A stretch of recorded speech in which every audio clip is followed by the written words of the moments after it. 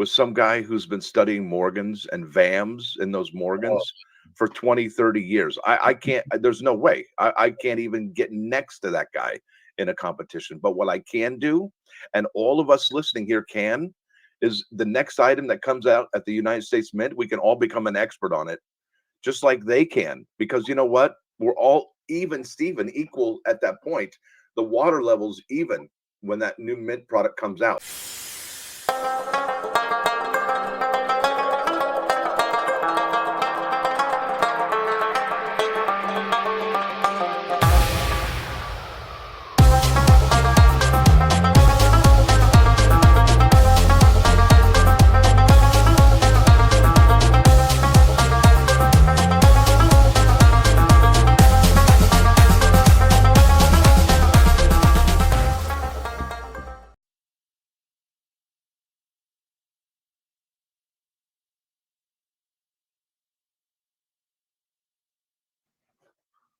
oh, hey, look at that. All right, good deal. Son of a silver stacker. We have him live here. Let me get him up on stage. Triple S. Are you there? Looks like he's muted, but I think he's here. Hey, sorry about that. Really Hey, appreciate your patience with me. Yeah, it's been one of those kind of days. How are you? I'm good. No worries, but I'm glad you made it. I was about to pull the plug, but no, I'm glad you're here. Glad to have you. Yeah, how long you been live for? It looks like 12, 15 minutes, somewhere in Yeah. there. Yep. Oh, Yep. man, I Not hurried back as fast as I could. My wife and my son were like, let's go get some ice cream and walk down by the lake. And I'm like, okay. Yeah, sounds like a great idea. And one thing led to another. And next thing I know, we're walking around downtown. And I'm like, I got stuff to do. And they're like, okay. And anyway, I made Yeah, it. no, that yeah, it's a Sunday. No, I appreciate you taking time for me. Sorry to pull you away from the family. My fam's outside in the yard playing baseball, giving me the eye, like, why aren't you out here? So I knew, Oh, I'm so sorry. It made me feel even worse than I already do. Dang it. Oh, man. no, it's me dragging us all down here. But I'm glad to have you and looking forward to talking with you. It's good to Uh, be here finally because I know we tried to get together the last time, but that didn't work out too well. So I have really bad allergies here in where I live in Florida, and my allergies are so bad that it actually induces asthma. And I oh, have this chest congestion and wheezing, and then I can't breathe. Then I got to go to the emergency room, and oh man. it's all bad. So I was Well, on my pre. brother, What's that?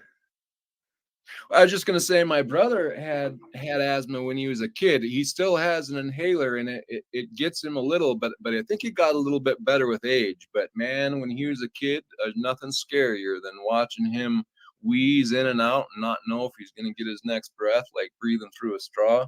Yeah, it's tough. It really is. It really is tough. And I like breathing. It's one of my favorite activities. No doubt, man. That would be hard for sure. Yeah, you got what are the possibilities in here? I He's got an know. awesome channel. In fact, he dropped 2 videos on his channel just over the weekend here, and they're awesome. Oh, cool. I will go check him out for sure. Yeah, I just subscribed to him over on your channel the other night. Was over there, but I haven't got to many of his videos yet. But yeah, welcome in. What are the possibilities? Thanks for being here. Broke Stacker, welcome in. Okay, cool. Well, I wanted to ask you something before I get too far into it. It's just kind of funny or when I started my YouTube channel, I played my video back and I listened to myself and I thought, what in the world? I'm not going to be able to do this because I can't hardly stand to hear my own voice and have to edit it. But with you, I mean, I don't know if I'm guessing people have told you this, but you just seem to have a voice for radio, or I sure enjoy listening to you. And I was wondering, do you have, did you have that same thought when you started? Like, did you not like hearing your voice, or does it sound good to you? Because I consider you to have one of the better voices here on YouTube and the Well, fresh. thank you for your you flatter me. Thank you so much. I do appreciate that. I always wanted to be a disc jockey. I don't know if you're old enough to know who there's a guy named Wolfman Jack who was kind of one of my idols growing up as a kid, was Wolfman Jack, and he kind of talked like this, and he was really loud. It was really good times. So that's what he kind of sounded like, and I didn't want to be that guy, but I definitely wanted to be on the radio. And so maybe over the course of my lifetime, maybe I've tried to have a radio voice. I don't Built know. it in, huh? Well, that's awesome. That's cool. That's yeah. It's interesting to know because you definitely have the voice for it. So good to see that you're using it, I guess. Yeah, look, see, there people say I remember Wolfman Jack, Neil Han Dynasty. That name's familiar to me, Neil Han Dynasty. Oh, he's out there. Yeah, I don't know how you don't see him in all the chats out there. Stephanie S, welcome in. Good to see you. So yeah, so with that, I just thought also, how long have you been on YouTube? So I've been on YouTube since since 2009, but I really started starting the channel, putting out content in 2020. So about 4 years ago now. Okay, so then did you start with Son of a Silver Stacker as your handle, or was that brought in later, or? That's how it happened right off the bat. It was just son of Right a off silver the bat. stacker. My father and his father, they all stack silver. They've been telling me about silver. It was my grandfather that told me about the Hunt brothers, and believe it or not, the Hunt brothers never really went away. They just kind of diversified into other things. In fact, one of the Hunt brothers owned the Kansas City Chiefs, the football team. I Wow. think What Are the Possibilities would know all about that. He's a Chiefs fan, actually. Okay. Interesting. Interesting. Yeah, so I love Um, silver, love that shiny metal. In fact, I keep a silver American Silver Eagle in my pocket, a Type 1, a 2021 Type 1 in my pocket, the bullion version, every single day, every time I go out of the house. A lot of people, so my grandpa, he kept a silver coin in his pocket, and some people think it keeps, because of its reflective properties, keeps away the evil eye. So that's one thing. yeah, Yeah, okay, look, he I've said, heard that. I hell heard that yeah. in like the Middle Ages. I heard that was kind of a big deal, or that was a big saying at the time, anyway. Yeah, back in the Western days, they'd throw in a silver dollar into a thing of water, and it would keep the bacteria levels down in the water, actually. Yes, yes, I have heard that. In fact, there's been people commenting here of late that they still put it in their milk in some other countries. So Really? I didn't even know that was a thing. yeah, keep it a little bit longer as well, supposedly. So yeah, No, but listen, getting back to the voice, thank you. But you got a great voice for this. You really do. In fact, I think all you need to do is just have clear, focused thoughts, and you're set. Really, I mean, that's all you got to do. yeah. Well, that's where I enter into trouble. Well, no, I mean, yeah, I mean, but if you have a coherent thought, you can probably eloquently get it across without any issues, I'm sure. Oh, well, You're thanks. a smart guy. Yeah, I appreciate that. So yeah, well, that's interesting because you say that you're interested in silver. Your name is Son of a Silver Stacker, and for me, that's where I'm at. I mean, my passion is silver. It's probably fairly easy to see, but I see when I go over to your channel, you have knowledge on today's modern clad coinage as well. Am I wrong or? I love clad coinage. I love silver coins. I love commemorative coins, commemorative clads. But honestly, I'm full of ideas. I particularly I like to, if I'm going to put myself in a box, how people like to put themselves in a box, and like that's what I am. I'm going to stay in my lane, and that's what I do. Well, I I know love. people like to put people in boxes anyway, but yeah. Right? Exactly. So I love the United States Mint. Call me whatever names you can think of for people who like the United States Mint. That's okay. I'm a firm believer in our United States Mint. It's the biggest coin dealer in the world, no doubt about it. They have fantastic resources. They have fantastic technology. And they have fantastic leadership that is doing amazing things. And ever since 1999, it is my belief, my theory, that we have been in the great American coin renaissance, and that's been brought to you by the United States Mint. I mean, since 1999, I mean, they brought back the Susan B. Anthony in a proof. They also made the state quarter program, and then they did the Native American dollar, and then we're looking at the presidential dollars, and bam, we get into the uh, I guess the Commonwealth. Do I say Commonwealth countries where we have Puerto Rico, Guam, those coins. That was a thing. I just, yeah, U.S. Mint things. I'll eat them up. I love it. It makes me want to do the McDonald's theme. Ba da ba ba ba.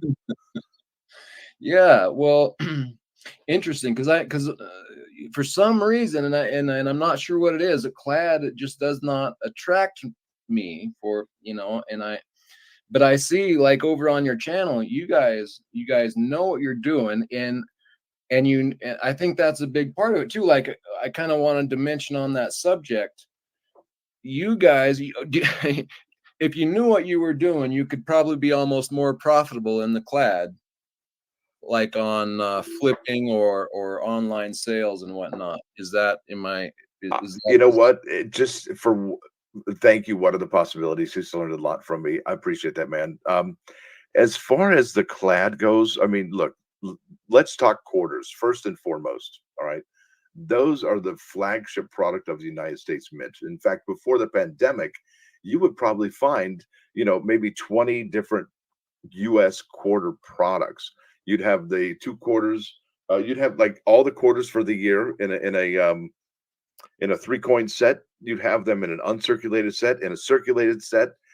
I mean, and then you obviously have the five or six product options for each quarter, and yeah, those actually can be very profitable.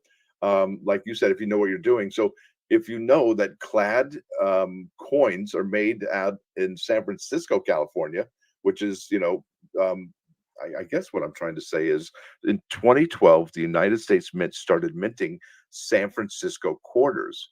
And that's kind of a big deal. And they're super low mintage. Now, they're not going to be found in the wild, out in circulation or anything, but they will definitely be able to be purchased in the secondary market or at the secondary market and on the US Mint website.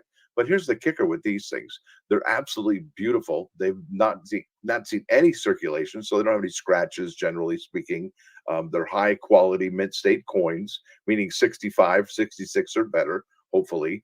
And you know, they have look in a high grade like mint state 68, 69, a San Francisco quarter could be worth $400 or $500.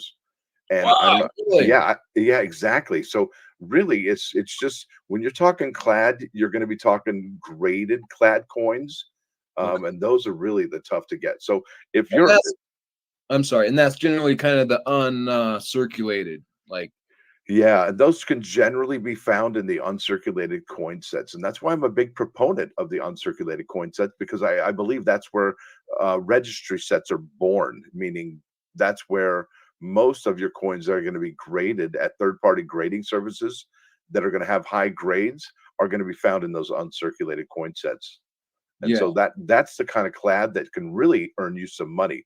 Now, as far as the American Women Quarters buying the P, D, and the S rolls back in 2022 with the first issuance of Maya Angelou, you could have probably sold that for three times what you purchased it for.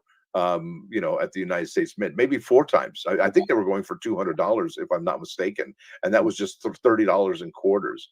So there is opportunity for people who love clad, and there's obviously opportunity for okay, so for people who love silver so here's my question to you, LLC, and I yeah. apologize if I'm doing No, no, conversation no, no, domination. I apologize. perfect.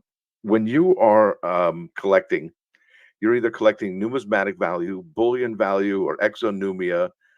There's different types of levels of collecting, and I realized at some point during my collecting that I'm like, holy smokes, do I want? Okay, so if I think a lot of us collect coins, especially particularly the ones who because look, if you're one of those people who's a prepper or the stuff hits the fan person, you're probably not going to be collecting clad coins. It's just Right. one of those things. It's like, yeah, when I'm going to trade these clad coins for some magic beans, it's just not going to happen, So people would rather trade you food for some silver, I would imagine, Yeah, but not clad quarters. They're like, yeah, sorry, leave here now. sure. So Without the knowledge anyway, for sure, yeah. yeah, exactly. And I think for me, I think I realized what's more important to have silver, okay, to actually hold on to, and then clad to flip. Man, see, that's perfect. That's the best answer for what I was asking. Because I go over to your, because to your channel, and I want to get into the people you have on. I like your little group that you got going over there, and I learned It so was tough. much It was from tough you. getting that group together. I'm sorry to interrupt, but it was tough No, getting that group together. Look, I've had a rough time on YouTube with some of the personalities I've encountered, and you know that saying, familiarity breeds contempt. Well, it sure does. All right, now go ahead. I'm sorry. I'm going to mute myself. no, no, that's I go over there and I learn a lot, and every once in a while you got Crispy. He puts out the coins that really suck me in. The beautiful, high priced Oh, he has such a numismatics. great. Doesn't he have great taste and He such unique does. items? It's amazing. So that sucks me in. But then you'll come on next with like a U.S. mint set, uncirculated, but it's clad, and I'm thinking, man, I know that there's more here than meets the eye. Hmm. So it's very interesting to hear that, and I can tell that it's the knowledge that's missing. Yeah, Uh, I use Clad to feed my silver habit, That's basically. awesome. Yeah. That's amazing. That's a great avenue you're using there. But you would just have to study the clad and stay up with the U.S. Mint. I mean, is that kind of how that's why you're watching the U.S. Mint like a hawk somewhat? Yeah, exactly. You asked me when I first started this channel, and I told you it was in 2020 of like June or July. Okay. But the reason I started the channel was because I I want to know what's going to be upcoming and cool. And all these videos on YouTube, they always covered the coin after it came out. You bet. And Yeah. they never really made a prediction of whether or not it's going to be a valuable coin. I don't know if they wanted to damage a reputation or what have you, but there was nothing for people who wanted to, I don't want to say make money, but at least have a chance at making money. And I was like, you know what? I'm going to do this. So I kind of feel like I created a genre of YouTube videos about the mints because I don't think anybody else covers it like I do. I mean, I wouldn't, or I haven't found yet another channel that does it like you do. So I would agree with that so far. And Sorry. I don't know everybody, but yeah, I mean, I don't know anybody that covers the U.S. Mint like you do, nor has the knowledge on basically. I guess you could call them new coins or clad. I just refer to them as clad because I'm so focused on the silver.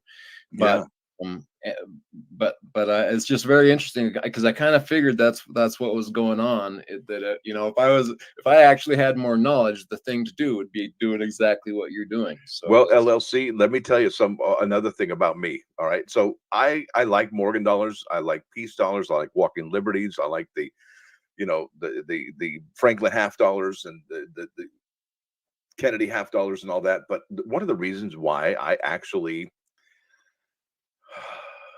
collect modern and do only mostly modern is because I recognize the fact that I cannot compete with some guy who's been studying Morgans and VAMs in those oh, Morgans for 20, 30 years. I can't, there's no way. I can't even get next to that guy in a competition. But what I can do, and all of us listening here can, is the next item that comes out at the United States Mint, we can all become an expert on it, just like they can. Because you know what? We're all even, Steven, equal at that point.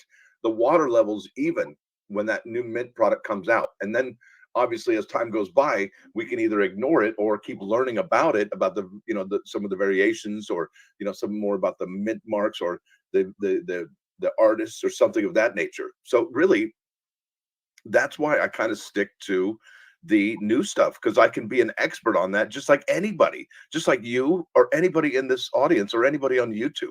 It's an equal playing ground, really.